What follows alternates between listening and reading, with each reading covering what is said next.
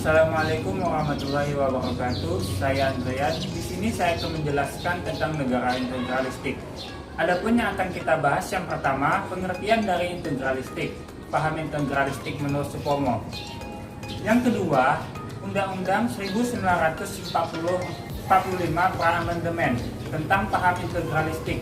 Dan yang ketiga, integralistik yang meliputi paham integralistik dan ciri-ciri integralistik. Oke, kita masuki untuk pengertian integralistik. Integralistik memberikan suatu prinsip bahwa negara adalah suatu kesatuan integral dari unsur-unsur yang menyusunnya. Negara mengatasi semua golongan bagian-bagian yang membentuk negara. Negara tidak memihak pada suatu golongan walaupun golongan tersebut sebagai golongan besar. Paham integralistik dalam kehidupan bernegara mengasumsikan Negara Kesatuan Republik Indonesia sebagai patron yang dengan sendirinya mengayomi klien rakyat Indonesia. Oke, untuk paham negara integralistik menurut Supomo, integralistik merupakan paham yang berakar dari keanekaragaman budaya, bangsa, namun tetap mempersatukan satu kesatuan integral yang disebut negara Indonesia. Selanjutnya kita memasuki untuk Undang-Undang 1945 pra-amandemen. Dinilai banyak pihak bertentangan dengan teori konstitusi modern. Ada gagasan yang saling bertentangan antara paham kedaulatan rakyat dan paham integralistik, antara paham negara hukum dan negara kekuasaan. Demikian Profesor Supomo, pakar hukum adat yang menurut banyak pihak itu mempengaruhi perumusan Undang-Undang 1945 dengan apa yang disebutnya sebagai ide negara integralistik atau paham negara kekeluargaan. Supomo berpandangan bahwa prinsip persatuan antara pimpinan dan rakyat dan prinsip persatuan selanjutnya. Negara integralistik dalam perjalanan waktu menemukan data atau bukti tentang istilah negara integralistik. Tidak ditemukan dalam sumber-sumber kepustakaan ilmu negara, hukum tata negara, maupun sejarah, kecuali didapatkan dalam pidatonya Profesor Mr. Dr. R. Supomo di depan sidang Dokuritsu John B. Kosakai pada tanggal 31 Mei 1945 di Jakarta. Begitu juga dalam karya-karya ilmiah Supomo yang secara khusus tidak ditemukan istilah negara integralistik.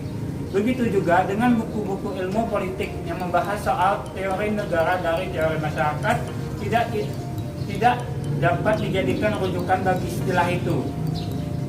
Supomo tentu tidak mengacu pada rumusan seperti tatkala menyebutkan totaliter, meskipun pendekatan kolektif atau kebersamaan, yaitu unsur supremasi masyarakat terhadap hak-hak individu, memang menjadi dasar bertolaknya.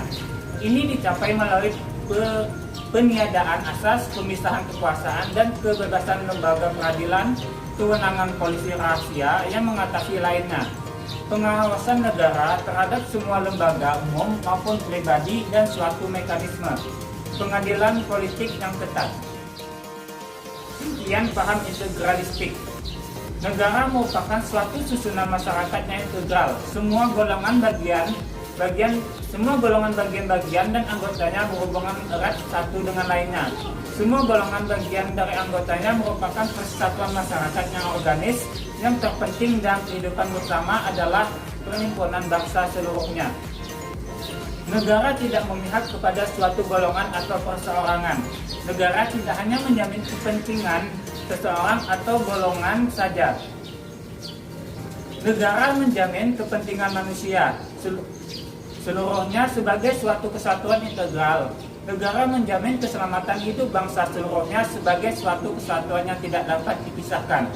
Oke, selanjutnya paham integralistik di Indonesia.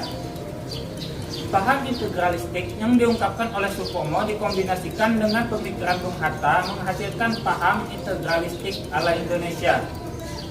Ciri khasnya yaitu yang pertama, kepentingan masyarakat diutamakan, namun harkat dan martabat manusia dihargai. Dan yang kedua, ciri dan paham integralistik ini dapat dijumpai di kehidupan desa. Selanjutnya, ciri-ciri tata nilai integralistik. Yang pertama, bagian atau golongan yang terlibat berhubungannya erat dan merupakan kesatuan organis. Yang kedua, eksistensi setiap unsur hanya berarti dan hubungannya dengan keseluruhan. Yang ketiga, tidak terjadi situasi yang memihak pada golongan yang kuat atau yang penting. Yang keempat, tidak terjadi dominasi mayoritas atau minoritas. Yang kelima, tidak memberi tempat pada paham individualisme, liberalisme, dan totalitarisme. Yang keenam, yang diutamakan keselamatan maupun kesejahteraan, kebahagiaan keseluruhan bangsa dan negara. Yang ketujuh, mengutamakan memadu pendapat daripada mencari menangnya sendiri. Yang kedelapan, disemangati kerukunan, keutuhan, persatuan, kebersamaan, setia kawan, gotong royong. Yang kesembilan, saling tolong-menolong, bantu-membantu, dan kerjasama. Yang kesepuluh, berdasarkan kasih sayang, pengorbanan, dan kerelaan. Dan yang kesebelas, menuju keseimbangan lahir batin, pria dan wanita, individu maupun masyarakat serta lingkungan. Demikian penjelasan dari saya. Terima kasih atas perhatian. Mohon maaf atas kesalahan. Wassalamualaikum warahmatullahi wabarakatuh.